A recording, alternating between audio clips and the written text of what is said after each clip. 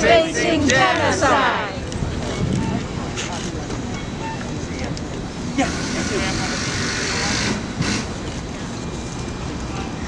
Thank you, Susan.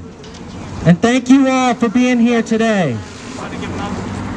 This is only a small part of an international action supported by over 330 organizations in 20 countries across the world.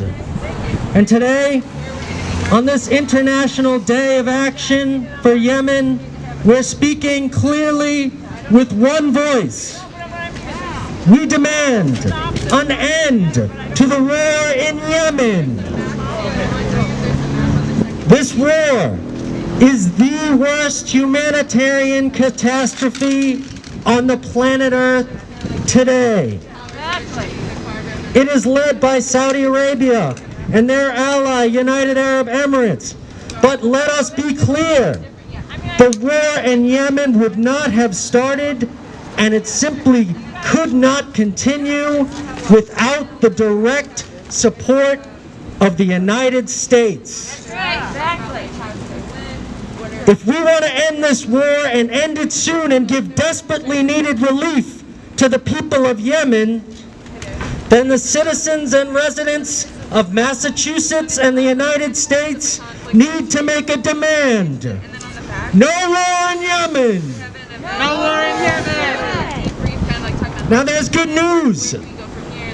During the course of the presidential campaign, now President Joe Biden gave his word to the people of the United States and to the people of Yemen. He said that if he was elected, he would follow the advice of the U.S. Congress and the people of this country and end U.S. support for this brutal war. So what we're doing today is making a simple demand. President Biden, keep your promise. Now we have lots of great speakers today, and I'd like to introduce our first speaker, who I met not long ago at a demonstration just like this. Her name is Warda Arman. She's originally from Yemen, and she grew up in the capital of Sana'a. She is now a resident of Chelsea, Massachusetts. She's pursuing a PhD in molecular microbiology at Tufts University, and she hopes for an opportunity to visit her homeland once again, once this brutal war is ended. We hope so too. Warda, could you please come up and say a few words? Give a hand for Warda. Thanks for that introduction, Brian. Thank you for being here. Yes, thank you. Okay. So my name is Warda, and like you just heard, I'm originally from Yemen. And first, I just wanted to say thank you to all of you who came out today in the middle of a pandemic, as well as it is pretty cold outside. So thank you so much. You don't understand how much it's to me. When I first moved to Massachusetts and people asked me where I was from, most people did not know where Yemen is. So to see you all here again, knowing the problems that are happening over there, it means so much to me, my family, all my friends back in Yemen, all of that. So I was supposed to graduate high school in Yemen, but starting in 2011, my country has been in turmoil. Luckily, though, I was someone who was able to leave Yemen. I was able to come to Boston and start school here. But a lot of the people that I know, my friends, my family, my community members, did not have that opportunity. Forget school, the people in Yemen don't have access to food. They don't have access to clean water. They don't have access to safety. They are dying. In Yemen, a child under the age of 5 dies every 10 minutes from preventable causes. And for what? Political reasons that in no way justify these outcomes. I don't believe anyone in the world thinks that's what's going on in Yemen is okay.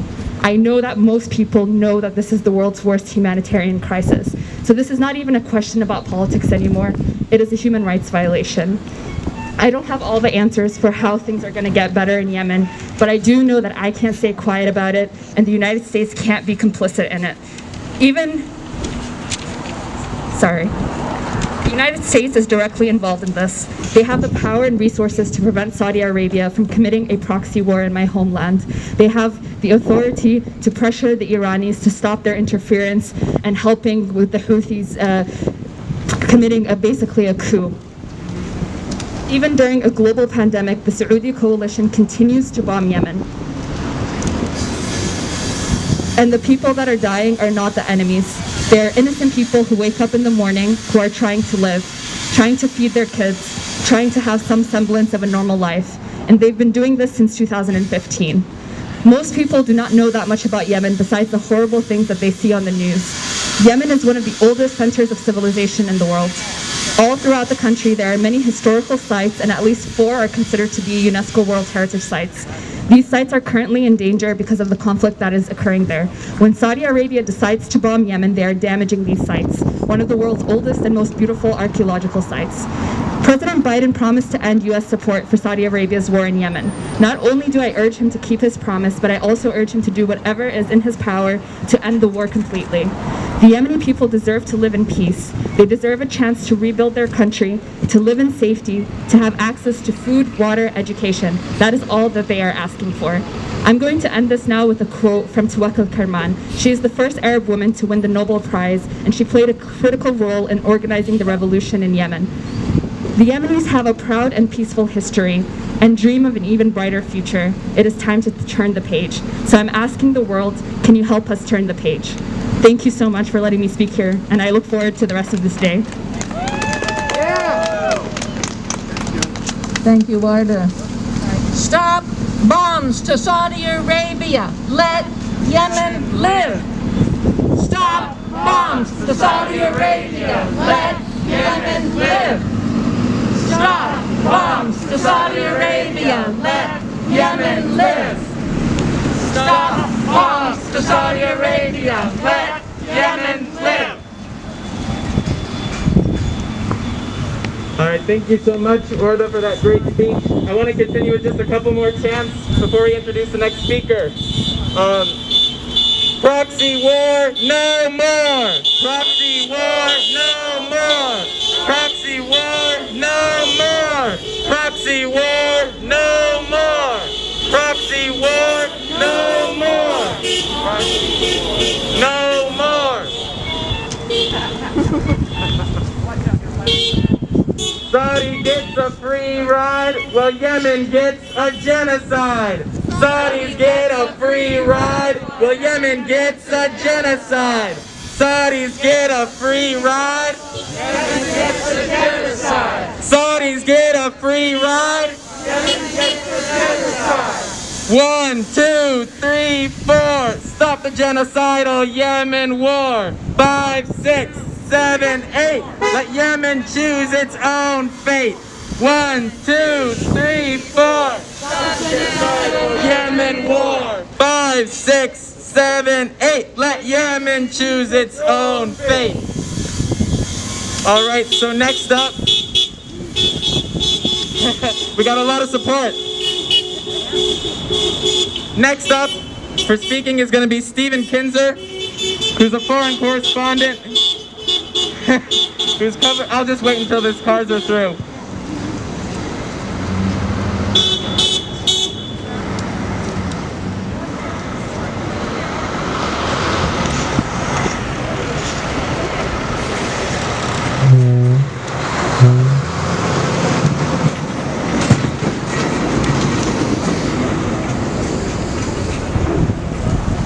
All right.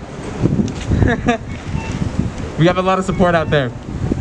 So next up is going to be Stephen Kinzer, who's a foreign correspondent, has covered more than 50 countries on 5 continents. He's the author of a number of books on U.S. imperialism and foreign policy, including Overthrow and All the Shah's Men, both of which cover the history of U.S. regime change. Give it up for Stephen Kinzer. Thank you. It's great to see you all out here for my first ever speech with a mask on. People are giving speeches with masks on at this moment all over the world. How many times have we been asked, what can one person do? Well, this is an answer. What's happening right here now. This is an ideal moment for all of us to come together and try to end this horrific catastrophe that you just heard about so eloquently from a Yemeni citizen. Since this war began, the United States has supplied $32 billion worth of weapons to Saudi Arabia. I have not even bothered to try to compute how many schools, how many hospitals, how many housing projects that could build in the United States. Instead, we are using that money to assure the destruction of schools and hospitals and housing in Yemen. During the month of December, after the election, the pouring out of weaponry from the United States to Saudi Arabia even intensified. The United States sent $290 million worth of weapons to Saudi Arabia in December alone. And then, not satisfied with that level of cruelty, in the very last days of its administration, Trump and Mike Pompeo issued orders to economically sanction the Houthi movement in Yemen. So what does that mean, actually? Given the devastation of the food supply system and the agricultural networks in Yemen, 90% of the food in Yemen is imported. 80% of the people in Yemen live in areas controlled by the Houthis. Anyone who brings them food is now subject to being fined, arrested, prosecuted, and jailed in Yemen or even in the United States. We are making it a crime to serve, to feed, to provide medicine for the people of Yemen, and are instead spending our money to bomb them. Now, from here, many of you are going to be marching to the Irish Famine Memorial, which is very appropriate. But the connection between that episode and this episode is not just that they were both famines. There are other connections, other similarities. First of all, the elites in the United States always thought that what Britain did to the Irish in 1850 was fine. There's another connection, and that has to do with the cause of the Irish famine and the cause of the Yemen war. So the Irish famine was caused by a potato blight, and the Yemen war is caused by Saudi bombs. But that's not the whole story.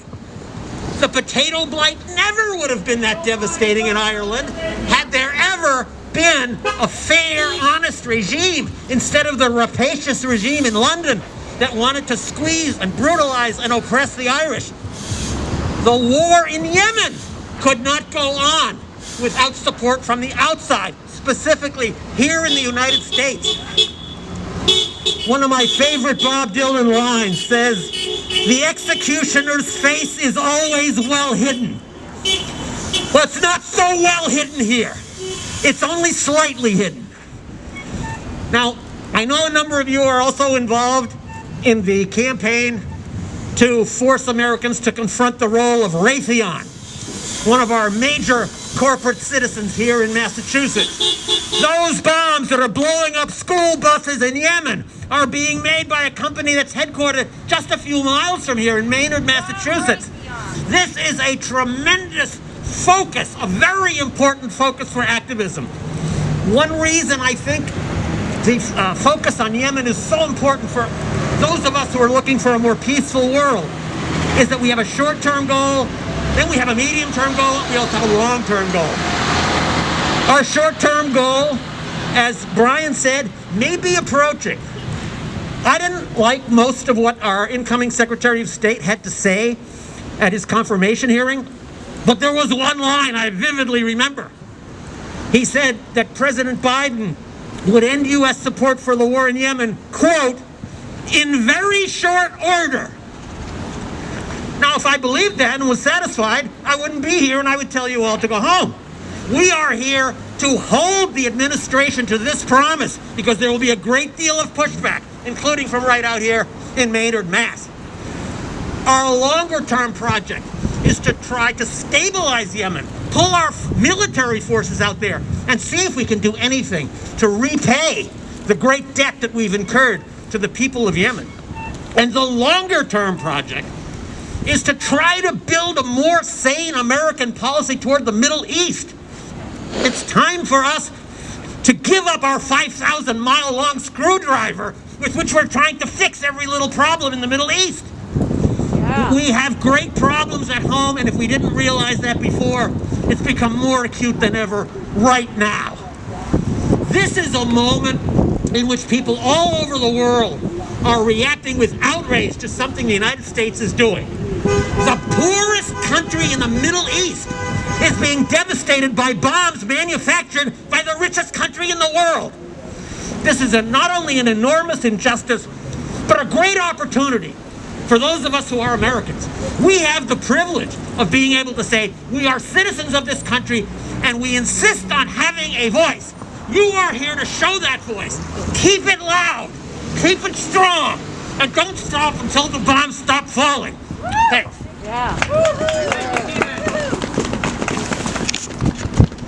Give it up once again for Stephen Kinzer. Thank you for being here. You can read his column in the Boston Globe. Lots of wonderful wisdom there. I recommend picking up one of his books. He's one of the people who informed me, one of the reasons why I'm here today. Now, what he said is very true. Just recently, the nominee for Secretary of State, Tony Blinken, said that they plan to end the war in Yemen in short order. And that is good news, because the clock is ticking for the people of Yemen. And estimates say that every 10 minutes, a child in Yemen dies because of the effects of this war. Now, the famine and the disease that is ravaging Yemen is not by accident. It's not an act of nature. It is a deliberate strategy by the Saudi coalition to punish the people of Yemen, to spread famine and disease across that country, so they give in. But for over 5 years, the people of Yemen, one of the poorest countries in the world, have been resisting. And if we succeed in ending this brutal war, they will become an example that resistance can be successful. Now, there's been a lot of talk about democracy and the threat to it lately. But I look at this crowd and I say democracy is alive and well, because this is what democracy looks like. Now, our next speaker is the reason why we're here today. He is the founder of the Raytheon Anti-War Campaign. It was his idea to link this brutal war on the other side of the world with its origin right here in Massachusetts. He is a member of the American Friends Service Committee, and he sits on the board of Massachusetts Peace Action. And I can safely say that I don't think that we would be here today without him. Give a hand for Paul Shannon.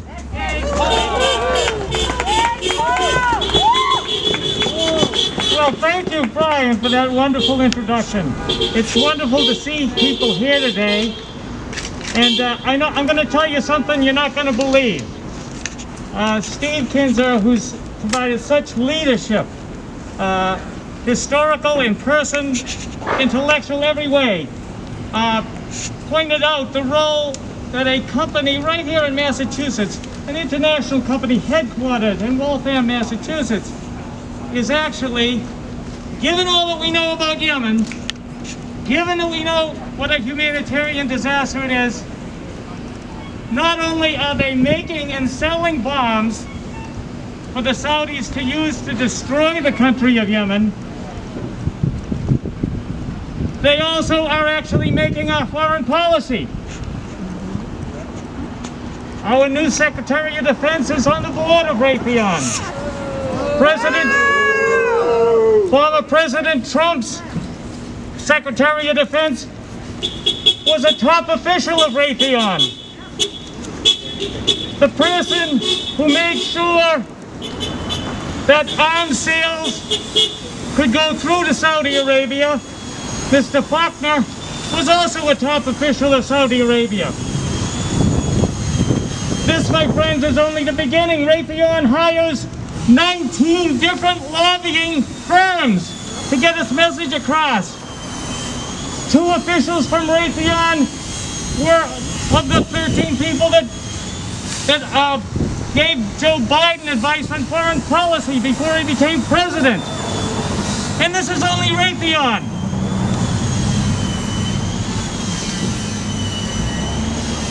I'm going to tell you something now that you just won't believe. Massachusetts Retirement Fund that provides money for the retirees of the state employees who retired and teachers owns $61 million in Raytheon stock. The 4 largest weapons sellers to Saudi Arabia, General Dynamics, Boeing, Lockheed, and Raytheon. The Massachusetts retirement system owns over $200 million in stock. We have to change that. Get it out. Yemen really is not that far away, my friends. It's right here in Massachusetts. We will, thanks to Senator Pat Jalen and Nika Elgato's representative, we will be filing a bill to end those investments in those 4 war companies. And I hope as that happens, you will support that bill. We're going to need your support to get it through. Oh, yeah. So we appreciate that help. Today, the main focus is to get the word out to Joe Biden, who has made wonderful promises about Yemen, to make sure that in his first 100 days or sooner, he ends this war completely. Please hold those signs up high when we're marching today, so people can see our message, that people in Massachusetts care about Yemen. This is an opportunity. People from 17 other countries are doing the same things. This is not the only thing we can do today.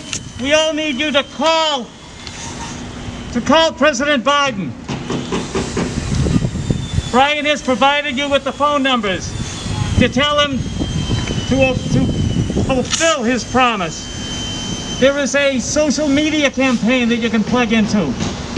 And especially at 2 o'clock today, you all should have the link to a special international webinar with Cornel West, Danny Glover, a representative from the French Parliament, all the countries that are now supporting the war in Yemen. They will be on this webinar. Very important so that we can learn. Let me just close by saying this. Today, our focus is on Yemen. But as we can see, whether it's through Saudi Arabia's funding of our universities here, whether it's through Raytheon's control over the state, there are just so many, whether it's the Girl Scouts accepting blood money from Raytheon to fund its projects, whether it's the Walk for Hunger taking other blood money for its wonderful efforts to feed people. The war in Yemen is actually all around us. And it is part of this web of death that we are forced to live in. Let us see today as the beginning of a day or the continuation of a time when we do everything we can to disentangle our lives from this web of death, and instead to associate ourselves with a new web of life that is being woven by our hospital workers, by our nurses and doctors, by the people in the hospitals who clean the floors, by all the people that have come together to feed the families that are suffering from this pandemic. All these wonderful things going on. This Yemen, thank you. Keep it going for Paul. Yeah, Paul. Now, what Paul is talking about, in the midst of all of this death and destruction, is something that is more crucial to humanity than anything else. And it's hope. We can do this. We have an opportunity now to end the world's worst humanitarian catastrophe. If we make our demands loud enough, they will echo in Washington, D.C., and in Riyadh, Saudi Arabia. We can end this war. I know that you're here because you believe that. That's why I'm here as well. Now, I want you to look at these hashtags. We want to pressure them on social media. We know that space is important. As you can see, the hashtag Stop Arming Saudi and the hashtag Yemen Can't Wait. If you use Twitter, please tweet a demand at Joe Biden, at POTUS. Let him know that we expect him to live up to his campaign promise, and we expect him to do it now. So make your demand public. If he doesn't end this war immediately, he needs to hear it from each and every one of you. So I hope you do participate and make your voice heard. Next, I'm going to give it over to Chance, who is going to organize us as we march on to the Boston Irish Famine Memorial. All right. So as Paul said, Yemen seems very far away. The Yemen war seems very abstract. It seems like it's on another planet almost. But it's actually right here in Boston. And we're going to be marching to some key sites right here within a 1-mile radius of downtown Boston that show how deep the United States is connected to the war in Yemen. The financial institutions, the Irish Famine Memorial, BlackRock, the UAE consulate. These are all going to be stops that we're going to go to. And this is incredibly important because we know that Joe Biden, he's made this promise. But we also know that he was part of the administration which started this war in the first place. We also know that his Secretary of State, his Secretary of Defense, numerous other people in his cabinet have defended this war and even goaded it on in 2015. And now they're saying they're opposed to it. Now, if we can get this war and U.S. support for this war to end, we should. Right now, we should demand that. But we cannot have any illusions about what this new administration represents. And we have to fight tooth and nail to stand in solidarity with the people of Yemen and say no to foreign attacks on their country, attempts to divide it up. We have to say no to this proxy war. We have to say no to the blockade and the Saudi bombing, which is with the complete support of the U.S. right now. We have to organize ourselves and really fight and say that we stand with the people of Yemen here in Boston and that we carry Yemen in our own hearts too. So we're just going to have a minute while we kind of break down here, and then we're going to be marching down through Park Street, down through Downtown Crossing, and to the Irish Famine Memorial. And the marching route is also in the programs that were handed out. So thank you very much for everyone who's coming, and end the war in Yemen.